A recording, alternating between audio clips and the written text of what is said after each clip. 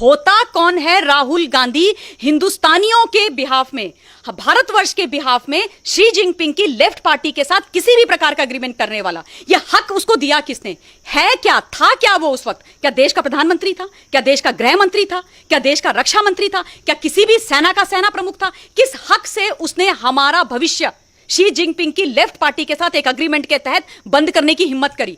क्या सोच करके इसने वो करा? 2017 में जब डोकलाम चल रहा था, क्या सोच करके ये चाइना के डिप्लोमेट से मिलने गया था? किस हैसियत से ये मिलने के लिए गया था? क्या होता है कांग्रेस पार्टी का वाइस प्रेसिडेंट? क्या बिसात है कांग्रेस पार्टी के वाइस प्रेसिडेंट की? क्या बेचता है कांग्रेस पार्टी का वाइस प्रेसिडेंट?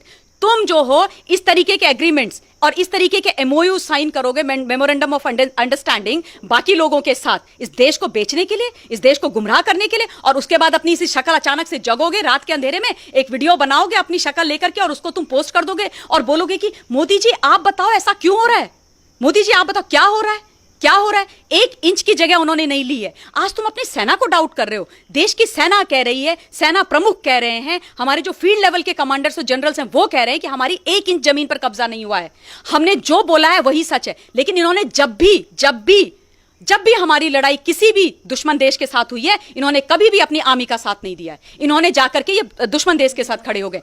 आज भी ऐसे जयचंद हिंदुस्तान के अंदर राहुल गांधी के नाम पर पल रहे हैं। दुख मुझे इस बात का होता है कि मनमोहन सिंह जी जो प्रधानमंत्री रहे हैं इस देश के, मैं उनका बहुत सम्मान करती हूं व्यक्तिगत तौर पे, लेकिन दुख की बात यह होती है कि वो इतने बड़े अर्थशास्त्री, इतने बड़े बुद्धिजीवी वर्ग, वो जो है एक रिमोट कंट्रोल प्रधानमंत्री बन के रह गए, वो विदेश की मैडम के हाथ का खिलौना बन के रह गए। उन्होंने इस देश को बेचने में कोई कसर नहीं छोड़ी, क्योंकि ये जो है नेहरू जी के समय का या 2010 से 2013 तक मनमोहन सिंह जी का, मैडम सोनिया गांधी के का हिंदुस्तान नहीं है। ये वो हिंदुस्तान है जो जब सब देखता है सब समझता है, और हिंदुस्तान का जो 56 इंच का प्रधानमंत्री खड़ा है ना, उसके साथ ये देश खड़ा हो रखा है, क्योंकि उनको पता है, वो जानते हैं कि फौज हमारी बिल्कुल वो जो है बहुत केपेबल थी, है और रहेगी, लेकिन फौज को भी पॉलिटिकल विल की आवश्यकता होती है। सोनिया गांधी, मैडम गांधी जी जिन्होंने 80s में इस देश की नागरिकता ली है, सोनिया गांधी जी जिनसे एक शब्द नमस्कार तक वो शुद्ध हिंदी में नहीं बोल पाती हैं, सोनिया गांधी जी जो हिंदुस्तान की धरती पर बोझ बन के बैठी हुई है, सोनिया गांधी जी जिसने इस देश की राजनीति को कुठाराघात कर करके इस देश को बर्बाद करने में कोई कसर नहीं छोड़ी, मैडम सोनिया गांधी जी जो पुत्र मोह में ऐसी अंधी हो गई हैं, उन्होंने अपनी आंखों में पट्टी बांधी है कि उस मंद बुद्धि को जो एमपी का मतलब कहीं किसी ऑफिस में 4th क्लास में जाने के लायक नहीं है, उसको देश के प्रधानमंत्री बनने के ख्वाब देख रही हैं, उनके वो इस तरीके की जब बातें करती है ना, तो साफ साफ इस देश को दिखता है कि वो चाहती क्या है, वो चाहती क्या है। उनसे तो एक एक चीज, एक एक प्रश्न पूछना चाहिए, उनको कटघरे में खड़ा करना चाहिए, जिसकी बहुत ज्यादा आवश्यकता है। आप देखिएगा वो कभी भी जो है 1-to-1 इंटरव्यू नहीं देती हैं किसी को, हिम्मत ही नहीं है उनके। राइट विंग के चैनल से आप जाके उनसे पूछ लीजिए, वो आपके सामने आएंगी नहीं।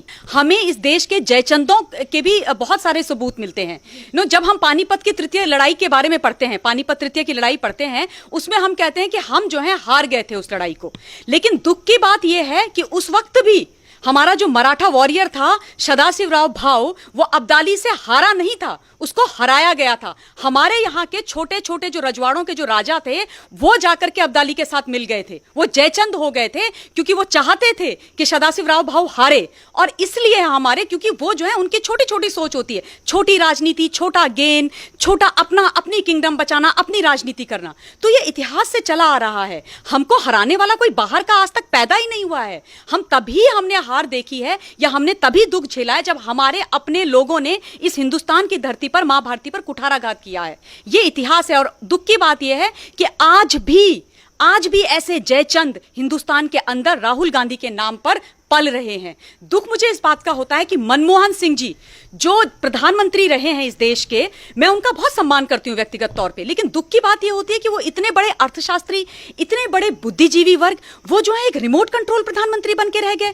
वो विदेश की मैडम के हाथ का खिलौना बन के रह गए। उन्होंने इस देश को बेचने में कोई कसर नहीं छोड़ी, और अगर उनकी अपनी इच्छा नहीं थी तो वो खड़े क्यों नहीं हुए? आप ये बताओ मुझे, आपने जैसे अभी बोला कि 2010 से 2013 तक हिंदुस्तान के अंदर चाइना ने 600 बार 600 बार वो अंदर आए हैं हमारी धरती में, 600 बार उन्होंने हमको आकर के अटैक किया है। उसकी बात मनमोहन सिंह क्यों नहीं करते हैं? भूल गए क्या मनमोहन सिंह? जुलाई अगस्त में जब भी मौसम अच्छा होता था वो हमारी सीमाओं पर आते थे, हमेशा वो अंदर आए और हमेशा उन्होंने हम पर अटैक किया। उन्होंने हमारी 640 स्क्वायर मीटर जमीन हड़प ली। और उसके बाद हमारे उस समय के एक फॉरेन सेक्रेटरी होते थे इनके, मनमोहन सिंह के, यूपीए 2 की गवर्नमेंट के, श्याम शरण उनका नाम था। वो जब लद्दाख गए और उन्होंने देखा कि 640 स्क्वायर मीटर जमीन चाइना ने ले ली है, उन्होंने मनमोहन सिंह जी को वहां से इन्फॉर्म किया कि चाइना ने नई एलएसी बना दी है। जो पुरानी जो एलएसी थी 60s की, उसको उन्होंने नल एंड वॉइड करके नई एलएसी बना दी है। तब मनमोहन सिंह चुप क्यों थे? तब वो सच्चाई मनमोहन सिंह जी आज क्यों नहीं देश को बताते हैं? राहुल गांधी क्यों वो सच्चाई नहीं बताते हैं? इतना बड़ा धोखा हुआ देश के साथ, आज तक तो इन्होंने कभी देश को इस बारे में नहीं बताया, कभी नहीं बताया।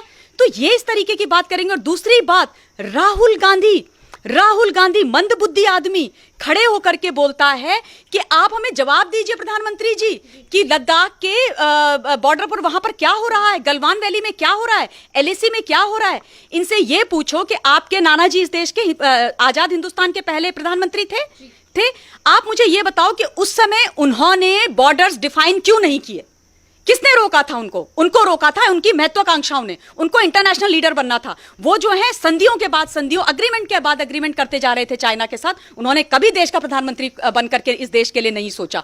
आप सोचो 1951 से लेके 1957 तक चाइना ने 179 किलोमीटर की सड़क बना दी अक्सई चीन पे, हमारे एरिया में, और हिंदुस्तान को पता ही नहीं चला। हिंदुस्तान के प्रधानमंत्री साहब जो है मस्त नींद में सो रहे थे, विदेशों की यात्रा कर रहे थे, इंटरनेशनल लीडर बनने पर तुले हुए थे, और वो हमारी नाक के नीचे से वो 179 किलोमीटर की